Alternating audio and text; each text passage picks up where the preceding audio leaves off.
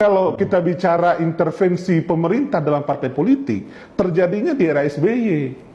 Yang penting sebetulnya ya dari kasus saya ini, yang sangat penting untuk dimintai kesaksian adalah Pak SBY. Saya juga sama dalam kasus Bank Senturi.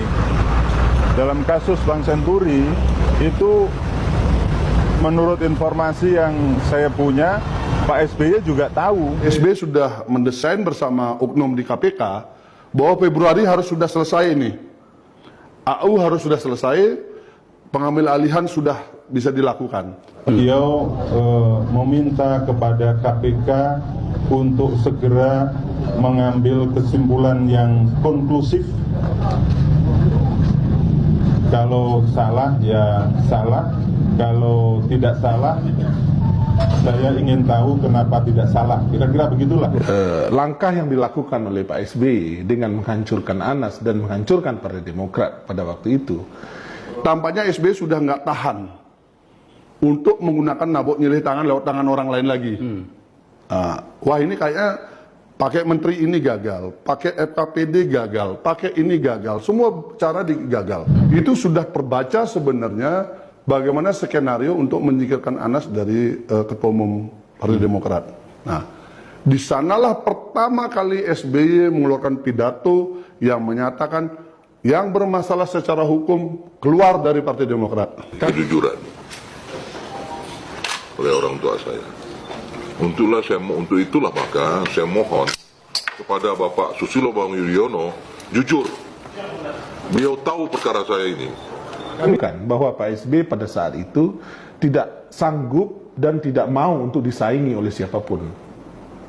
Nah, ketakutan SBY ini terjawab sekarang ketika di dalam Partai Demokrat sekarang itu terjadi krisis kepemimpinan. Pak SBY nggak mau karena kan harus menjaga citra nih. Tapi diutuslah para menteri bergiliran menekan Mas Anas untuk mundur. Bisa menyebut nama barangkali siapa saja? Saya kira di media udah ada juga.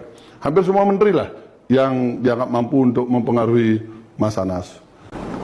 Dan ketakutan SBY itulah kemudian melahirkan sebuah anggaran dasar, anggaran rumah tangga tahun 2020, di mana pengambil alihan semua kekuatan di dalam partai berada di tangan dia. Itu intervensi pemerintah pertama dalam sejarah partai politik.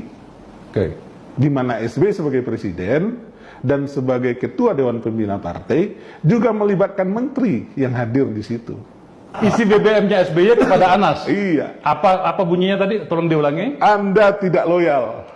Saya sangka Anda loyal kepada saya. Kira-kira gitulah. SBY menguasai partai lalu diwariskan ke anaknya yang namanya AHY.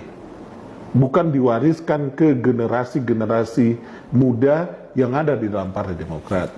Jadi kalau kita bicara intervensi pemerintah dalam partai politik, terjadinya di era SBY. Bukan sekarang.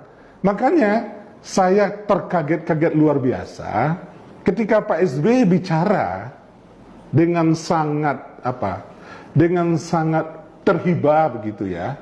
Kalau kita lihat videonya, menuduh pemerintah Jokowi terlibat kudeta Partai Demokrat. Tidak sama sekali, karena saya ada di dalam. Ini membuktikan bahwa sang Demokrat itu sudah berakhir. Tidak ada lagi yang namanya sang Demokrat.